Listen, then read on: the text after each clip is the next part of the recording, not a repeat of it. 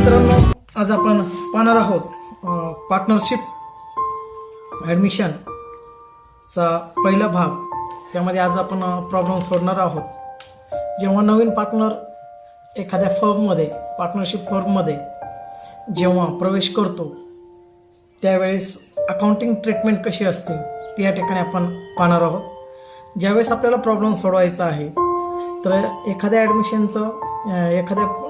नवीन व्यक्तीचं ज्यावेळेस फर्ममध्ये ज्यावेळेस ॲडमिशन होतो त्यावेळेस काही ॲडजस्टमेंट करावी लागते आणि प्रॉब्लेम सोडताना काही ॲडजस्टमेंट आपल्याला गृहीत धरावे लागतात किंवा करावे लागतात आणि काही अकाउंट आपल्याला ओपन करावे लागतात. म्हणून आपण पाहणार आहोत. While solving the problems following accounts are open. Partnership account म्हणजेच ॲडमिशन ऑफ पार्टनरचा जर प्रॉब्लेम सोडवायचा असेल तर एकूण आपल्याला 5 अकाउंट खोलावे लागतात. त्याला आपण रिव्हॅल्युएशन अकाउंट असं म्हणतो किंवा revaluation oblique profit and loss adjustment account आपण असं म्हणतो. हा आपल्याला पहिल्यांदा ओपन करावा लागेल. दुसरा आहे पार्टनर्स कॅपिटल अकाउंट. हे अकाउंटही आपल्याला ओपन करावं लागेल. तिसरं आहे बॅलन्स शीट आफ्टर ॲडमिशन. या ठिकाणी आपल्याला बॅलन्स शीट सुद्धा आपल्याला ओपन करावं लागेल. नंतर कॅश ऑब्लिक बँक अकाउंट हे सुद्धा आपल्याला ओपन करावं लागेल. आणि नंतरचं आहे गुडविल अकाउंट. म्हणजे प्रॉब्लेम सोडवताना आपल्याला एकूण 5 अकाउंट सोडवायचे आहेत. Revaluation oblique profit and loss adjustment account, दुसरा आहे पार्टनर्स कॅपिटल अकाउंट, तिसरा आहे बॅलन्स शीट आफ्टर ॲडमिशन आणि त्यानंतर कॅश ऑब्लिक बँक अकाउंट, त्यानंतर गुडविल अकाउंट. पण प्रॉब्लेम घेताना 2 मेथड्स आहेत. पहिलं टाईप ए आहे. यामध्ये आपण पाहणार आहोत Wien goodwill is not appear in old balance sheet म्हणजे रिटेन. तर आपण हा प्रॉब्लेम कोणत्या पद्धतीत सोडणार आहोत? Wien goodwill is not appear in on balance sheet म्हणजे ओल्ड बॅलन्स शीटमध्ये गुडविल आपल्याला दिसत नाही. त्यावेळेस प्रॉब्लेम कसा सॉल्व्ह करायचा तो आपण या ठिकाणी पाहणार आहोत. तर या ठिकाणी एक प्रॉब्लेम मी तुम्हाला या ठिकाणी देतो, तुम्हाला समोर दिसेल, तो तुम्ही लिहून घेतला तरी चालेल. प्रॉब्लेम आहे the balance sheet of Deepak and Sandeep as on 31 December 2001 is as under their profit and losses in the ratio 2:1. त्यांचा प्रॉफिट अँड लॉस जो दिलेला आहे 2:1 दिलेला आहे. त्यांचं बॅलन्स शीट दिलं आहे as on 31 December 2001. Liabilities and asset दिलेले आहेत आणि काही ॲडजस्टमेंट आहेत. ऑन 1 जानेवारी 2002 they decided to admit Shankar as partner in the firm on the following terms. तर त्यामध्ये जे 2 पार्टनर्स आहेत दीपक आणि संदीप, तर तिसरा पार्टनर ते ॲडमिट करणार आहेत. त्याचं नाव आहे शंकर.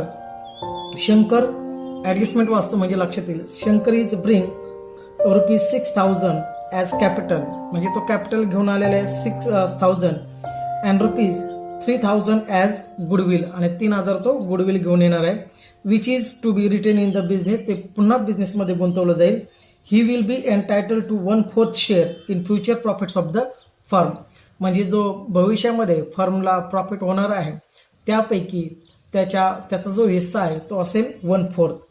दुसरी ॲडजस्टमेंट आहे 50% of the general reserve is to be retain as a reserve for doubtful debts.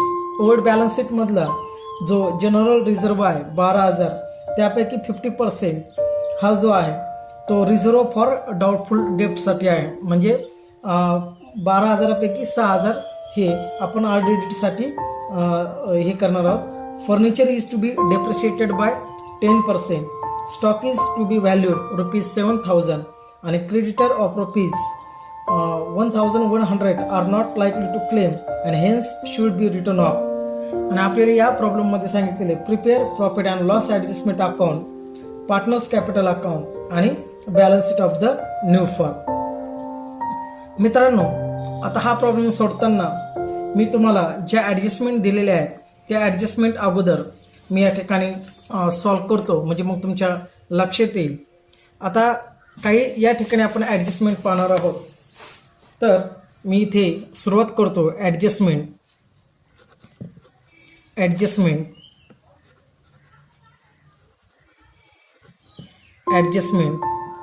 तर या ठिकाणी ॲडजस्टमेंटमध्ये किंवा संपूर्ण प्रॉब्लेमचं जर आपल्याला थोडक्यात जर रिव्ह्यू पाहायचा असेल तर आपण थोडक्यात रिव्ह्यू पाहणार आहोत. या ठिकाणी ओल्ड रेशो प्रॉब्लेम मध्ये आपल्याला दिलेला आहे. Old ratio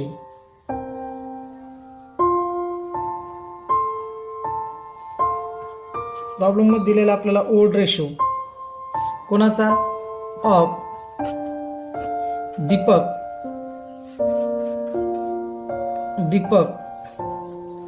and Sandeep. आता हा ओल्ड रेशो जो आहे तो किती आहे? 2:1. म्हणजे आपल्याला लक्षात आलं दीपकच्या शेअर्स जो आहे प्रॉफिट मधला तो 2 आहे आणि संदीपचा जो शेअर्स आहे तो किती आहे? 1 आहे. त्यानंतर अजून एक थोडासा भाग पुढे पाहूया. 1/4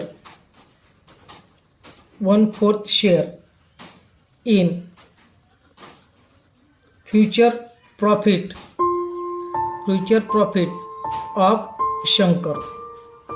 म्हणजे प्रॉब्लेम नुसार पाहूया. ओल्ड रेशो ऑफ दीपक आणि संदीप किती आहे? 2:1 आणि 1/4 share in future profit of Shankar. म्हणजे या फॉर्मनुसार शंकरला भविष्यामध्ये जो होणारा प्रॉफिट आहे तो किती देणार आहे? 1/4. म्हणजे ही आपली प्रॉब्लेमची समरी आहे. त्यानंतर आपण पाहणार आहोत या प्रॉब्लेम नुसार सगळ्यात अगोदर गुडविल डिस्ट्रीब्युशन कसं केलं जाईल. गुडविल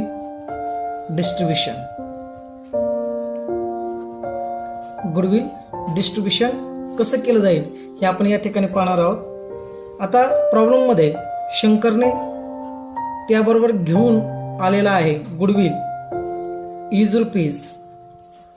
त्याने आणलेला आहे बरोबर 3,000 रुपये म्हणजे 3,000 हे त्याने गुडविल आणलेलं आहे. आणि म्हणून आपल्याला इथे ही गुडविल जे ओल्ड पार्टनर आहेत ते त्यांच्या रेशोमध्ये ते वाटून घेणार आहेत. म्हणून दीपक आणि संदीप यांचा रेशो आहे 2:1. आता इथपर्यंत लक्षात आलं असेल आपलं गुडविल डिस्ट्रीब्युशन करायचंय. गुडविल घेऊन येताना शंकरने गुडविल आणलेले 3,000 आणि दीपक आणि संदीपचा रेशो आहे 2:1. तर मग इथे पाहूया दीपकच्या वाटेला गुडविल किती येणार आहे. म्हणून आपण पाहूया त्याचा रेशो घेऊया.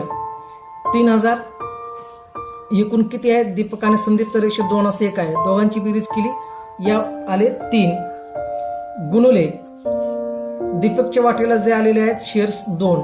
म्हणजे याचा अर्थ गुडविल दीपकच्या वाटेला जाणार आहे 2,000. त्यानंतर पुढे पाहूया संदीपच्या वाटेला किती जाते. तर पुन्हा 30 ट्रीटमेंट करायची. 3,000 त्यानंतर भागिले 3 गुणुले 1 म्हणजे संदीपचा रेशो. तर या ठिकाणी रुपीज किती आले?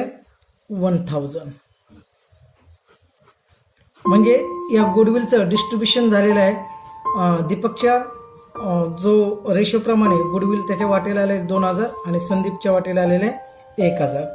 याला गुडविल डिस्ट्रीब्युशन असं म्हणायचं. प्रॉब्लेम सोडण्याच्या अगोदरच किंवा लेजर ओपन करायच्या अगोदरच आपण हे ऍडजस्टमेंट करतोय कारण तुम्हाला हे समजावं यासाठी आपण हे ऍडजस्टमेंट केलेली आहे. आता दुसरी ऍडजस्टमेंट आपण या ठिकाणी पाहणार आहोत की प्रॉब्लेम मध्ये जनरल रिझर्व्ह दिलेला आहे. जनरल रिझर्व्ह वरती ऍडजस्टमेंट आहे.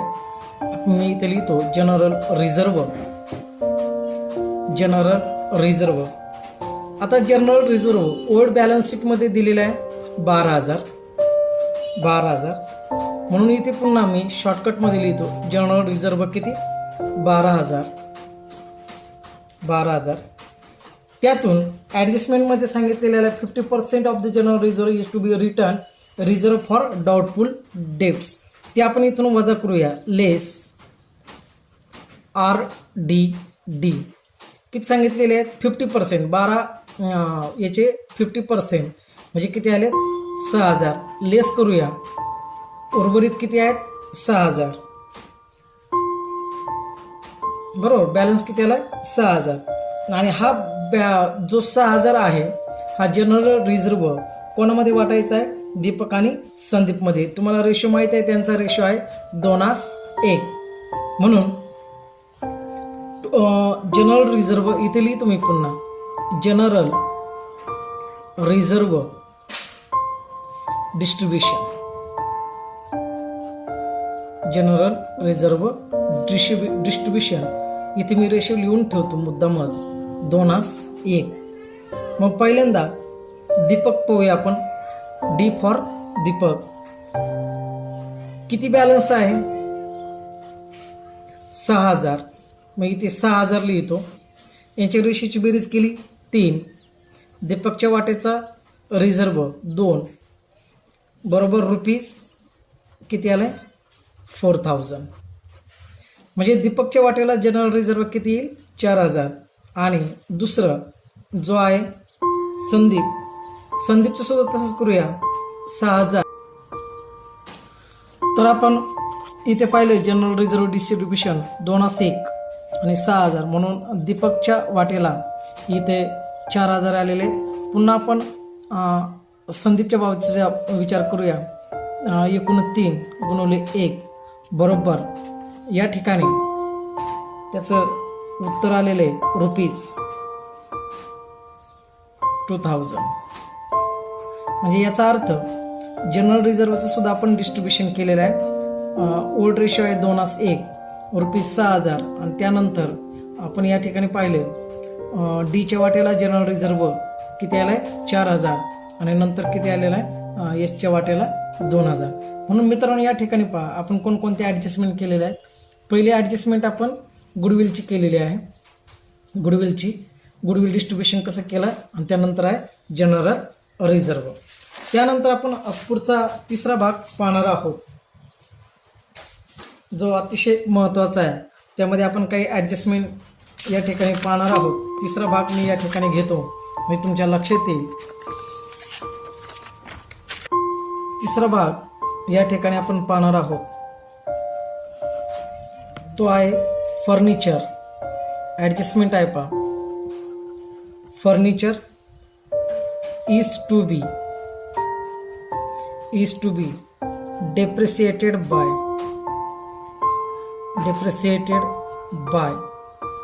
10%. म्हणजे furniture is to be depreciated by 10%. आणि प्रॉब्लेम मध्ये फर्निचर अमाऊंट दिलेली आहे रुपीज 3,000. म्हणजे टोटल फर्निचर प्रॉब्लेम मध्ये 3,000 दिलेला आहे. तर या ठिकाणी डेप्रिशिएशन त्यामध्ये पहिला इफेक्ट कसा होतो तो आपण पाहणार आहोत. इफेक्ट फर्स्ट न्यू बॅलन्स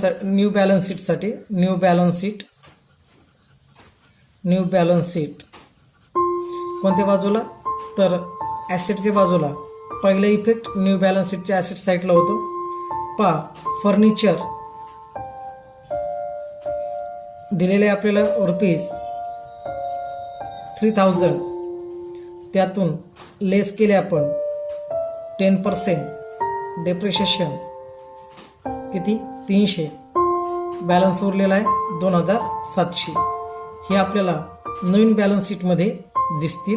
कोणते? 2,700. आता इफेक्ट जो दुसरा आहे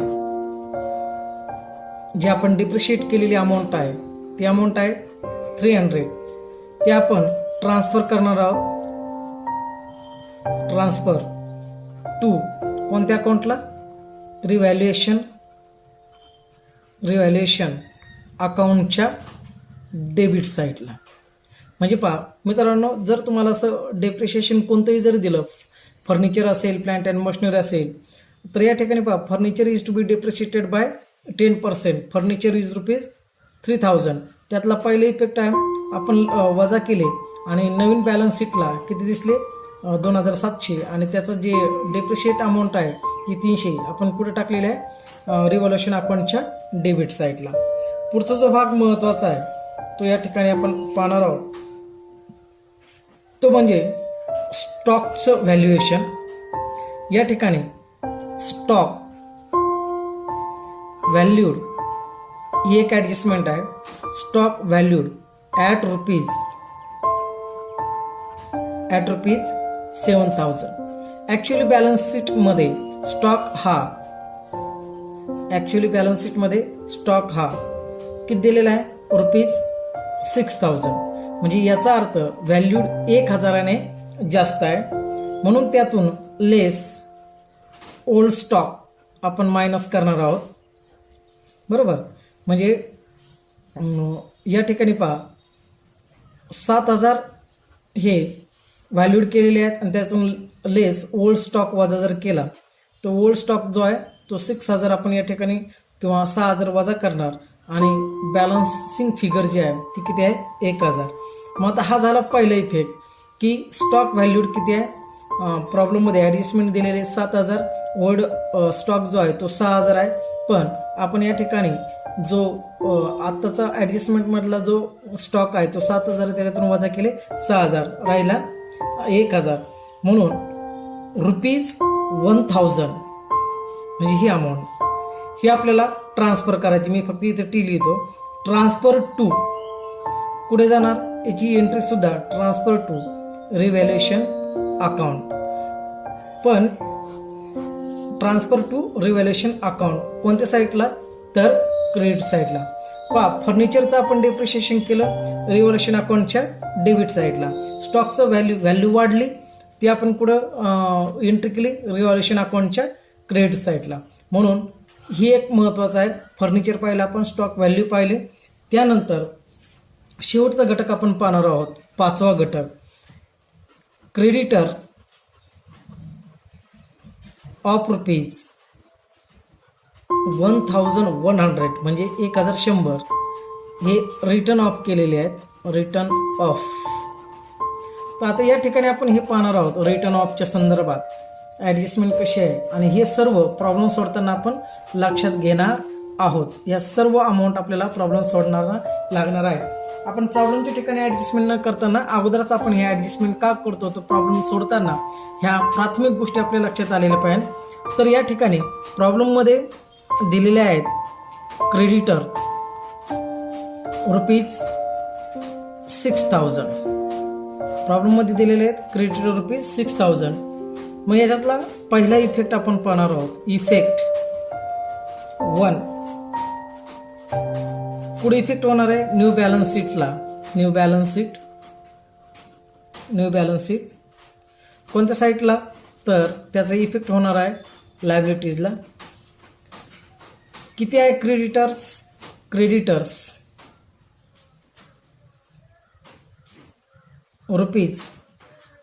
₹6,000 हे क्रेडिटर आहेत.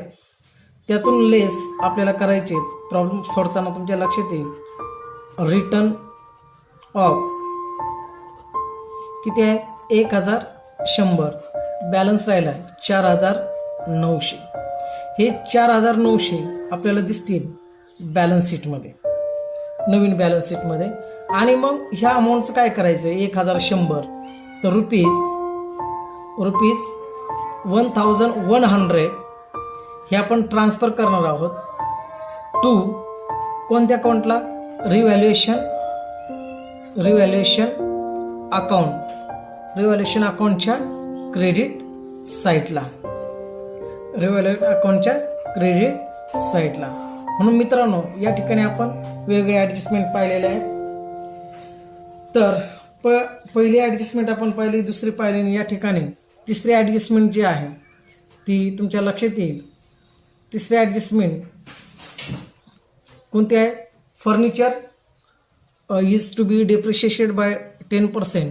नंतर आपण स्टॉक व्हॅल्यूड पाहिलेला आहे आणि नंतर आपण पाहिलेलं आहे creditor of ₹1,100 is return of. याच्या सर्व आपण ॲडजस्टमेंट आता करून घेतलेल्या आहेत. ह्याच बॅलन्सिंग फिगर किंवा हे जे आकडे आहेत हे आपण उचलणार आहोत आणि प्रॉब्लेममध्ये टाकणार आहोत. यानंतर पुढचा भाग आपण पाहणार आहोत जर्नल एंट्रीज.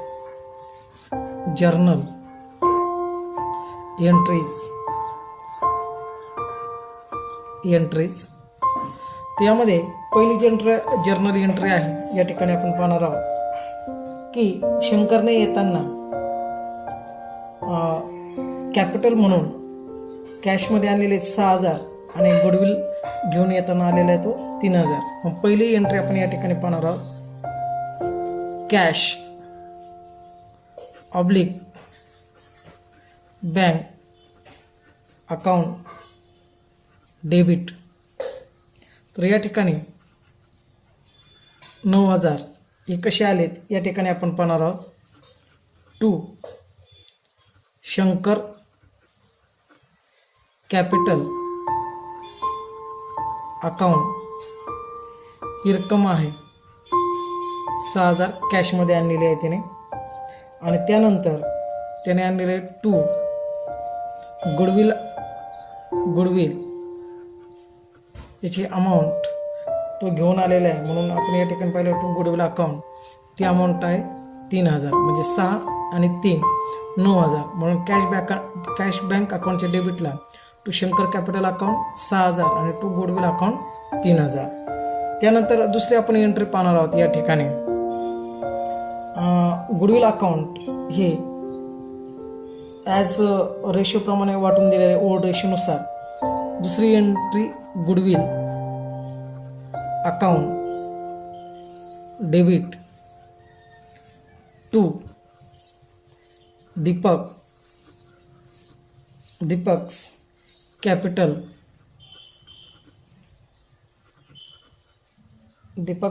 अकाउंट. आणि त्यानंतर 2 संदीप कॅपिटल अकाउंट.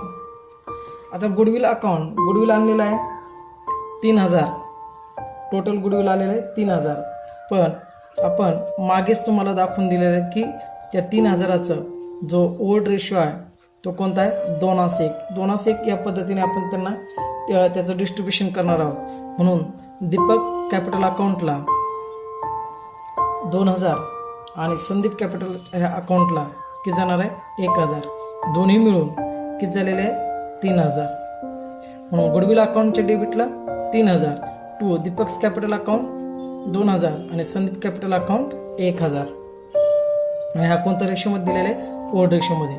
आणि तिसरी एंट्री आपण पाहणार आहोत जर्नल एंट्री की जी कशा संदर्भात आहे की जी आपण जनरल रिझर्वच्या संदर्भात आहे. जनरल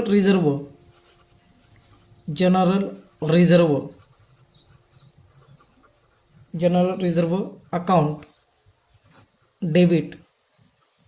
बॅलन्स शीटमध्ये आपल्याला ती अमाऊंट दिसते टोटल किती 12000. त्यानंतर 50% आपण लेस केलेली होती RDD अकाउंट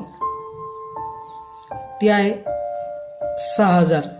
12तून 6000 गेले, बॅलन्स राहिला 6000. परत तो रिझर्व आपण दीपक कॅपिटल अकाउंट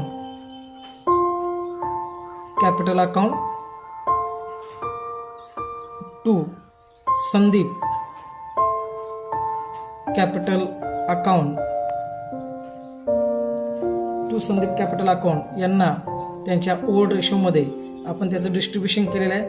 म्हणून 6000चं उर्वरित जे 6000 आहे टोटल 6000 इथे मी कंसात लिहितो फक्त समजण्यासाठी. 6000चं डिस्ट्रीब्युशन केलं तर दीपकच्या वाटेला 4000 आणि संदीपच्या वाटेला किती आले 2000. म्हणजे 6 आणि 4 10 2 12 टोटल किती आले 12000. म्हणून आपण 3 जनरल एंट्री पाहिलेली आहेत या ठिकाणी. पहिली जनरल एंट्री आहे cash bank account debit 9000 to Shankar's capital account 6000 to goodwill account 3000. त्यानंतर दुसरी जनरल एंट्री पाहिली गुडविल अकाउंटच्या डेबिटला debit 3000 to Deepak capital account 2000 to Sandeep's capital account 1000 old रेशोनुसार.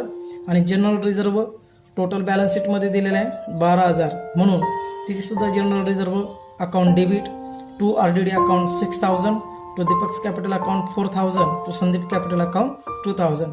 आता याचं आपण लेजर पोस्टिंग करणार आहोत.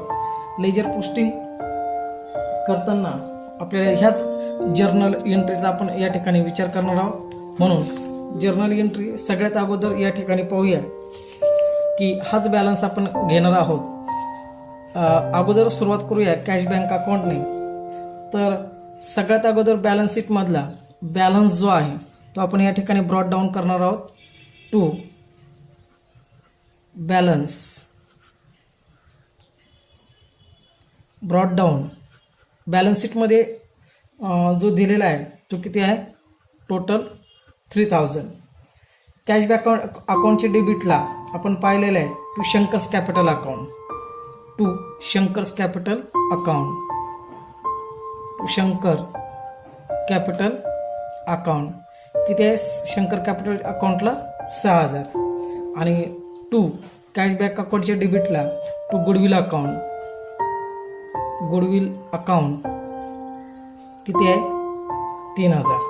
ओके, म्हणून टोटल याचा बॅलन्स जो आलेला आहे टोटल किती आलेला आहे 12000 आणि हा जो बॅलन्स आहे तो आपण कॅरी डाऊन करणार आहोत बॅलन्स शीटला. म्हणून इथे लिही तुम्ही बाय बॅलन्स कॅरी डाऊन किती रक्कम आलेली आहे ती 12000. म्हणून ही रक्कम 12000 आपण कॅरी डाऊन करणार आहोत. आता ही एक गोष्ट झाल्याच्या नंतर आपण गुडविल अकाउंटकडे लक्ष देणार आहोत. पाहूया गुडविल अकाउंटकडे. तर या ठिकाणी गुडविल अकाउंट पाहताना गुडविल अकाउंटच्या डेबिटला आपण पाहणार आहोत to Deepak's capital account to Deepak capital account. Journal एंट्रीमध्ये दिसते आपल्याला किती आहे 2000 म्हणजे 2000 आणि टू संदीप कॅपिटल अकाउंट किती आहे 1000. बेरीज करूया किती आलेले 3000 आणि हा जो बॅलन्स आहे 3000 तो आपण पाहूया बाय कुठे कॅश बँक किती 3000. ओके, तर अशा पद्धतीने आपण या ठिकाणी पाहिलेलं आहे. म्हणून जर्नल एंट्री घेतली. जर्नल एंट्रीच्या नंतर आपण हे पाहिलं. त्यानंतर बरोबर आपण हे झाल्याच्या नंतर याचा इफेक्ट कुठे होणार आहे पार्टनर्स कॅपिटल अकाउंटला होणार आहे. म्हणून आपण पार्टनर्स कॅपिटल अकाउंट आपण या ठिकाणी पाहणार आहोत. तर या ठिकाणी पाहूया पार्टनर्स कॅपिटल अकाउंट. सगळ्यात अगोदर आपल्याला बाय बॅलन्स ब्रॉट डाऊन करून घ्यावं लागेल. म्हणून मी इथे लिहितो बाय बॅलन्स ब्रॉट डाऊन. दीपकचा बॅलन्स जो आहे म्हणजे कॅपिटल जे आहे ते आपण या ठिकाणी पाहणार आहोत. ते कॅपिटल आहे 20000. संदीपचं कॅपिटल आहे 15000 आणि इथे शंकरचं अजून काय आपल्याला दिसत नाही. बाय दुसरे एक ॲडजस्टमेंट करावं लागेल आपल्याला जनरल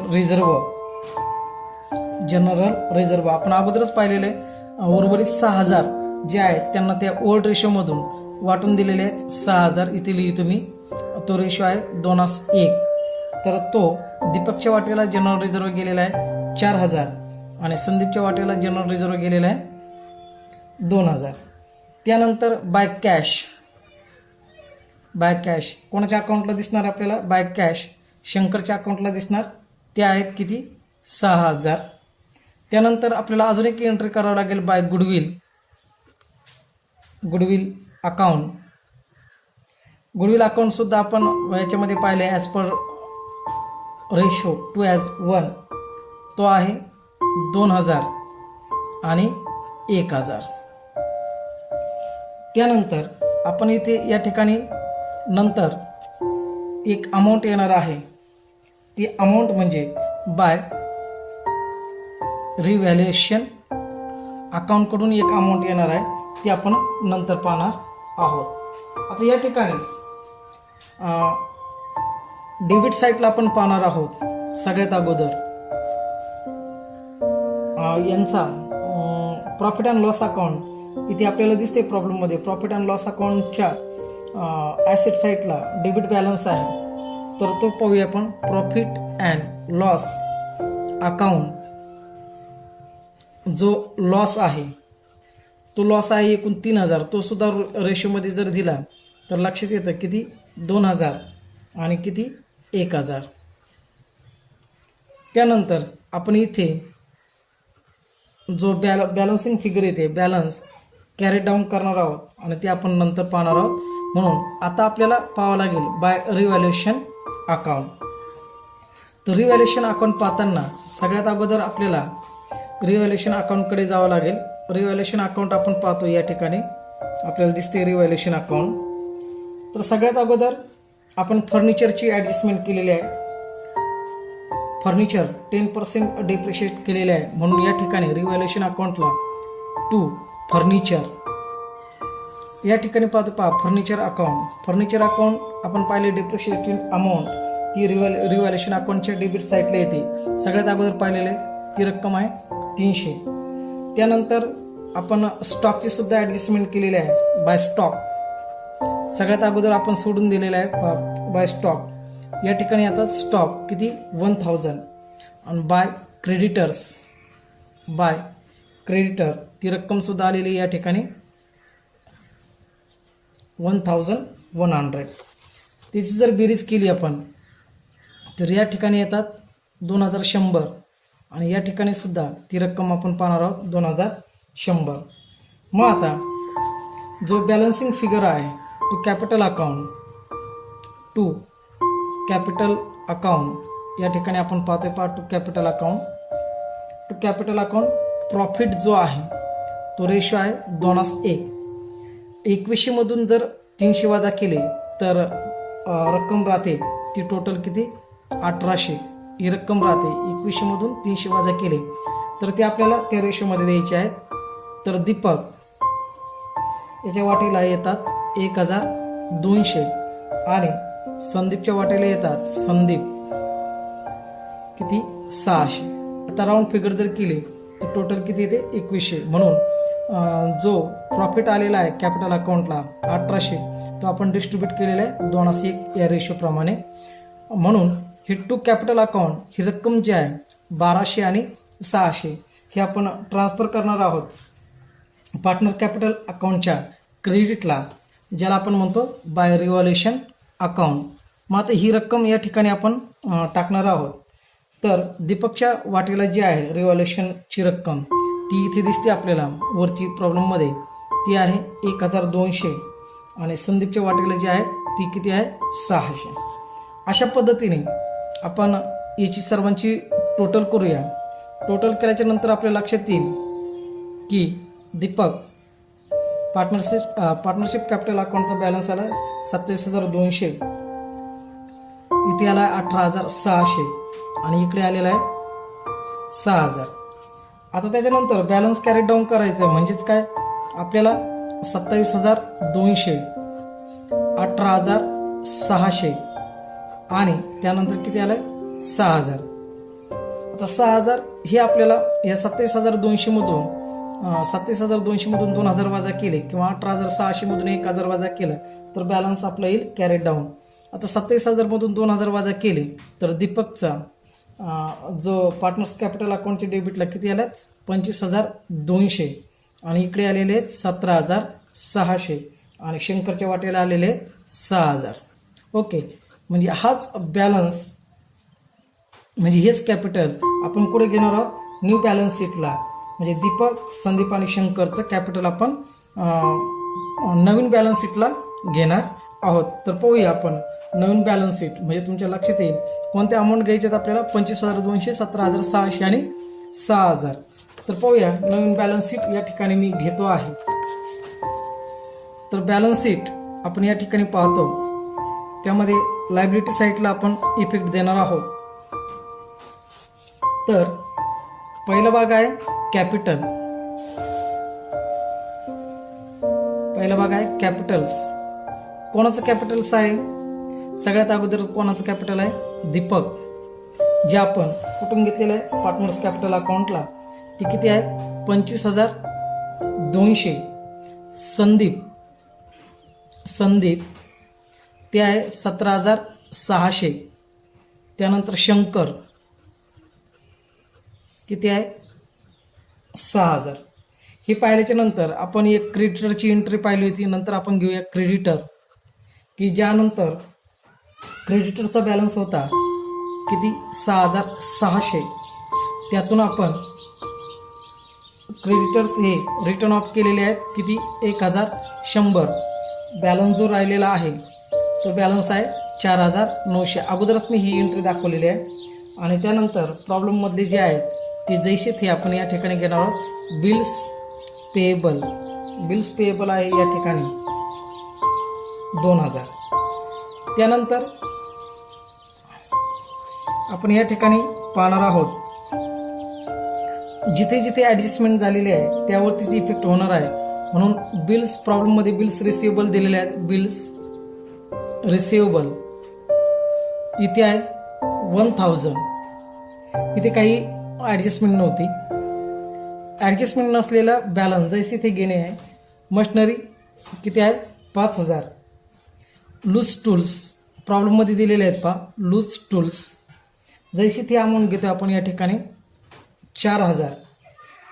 त्यानंतर फर्निचर इथे आपण काय केलेलं आहे ॲडजस्टमेंट आलेले आहे. म्हणजे पहा टोटल फर्निचर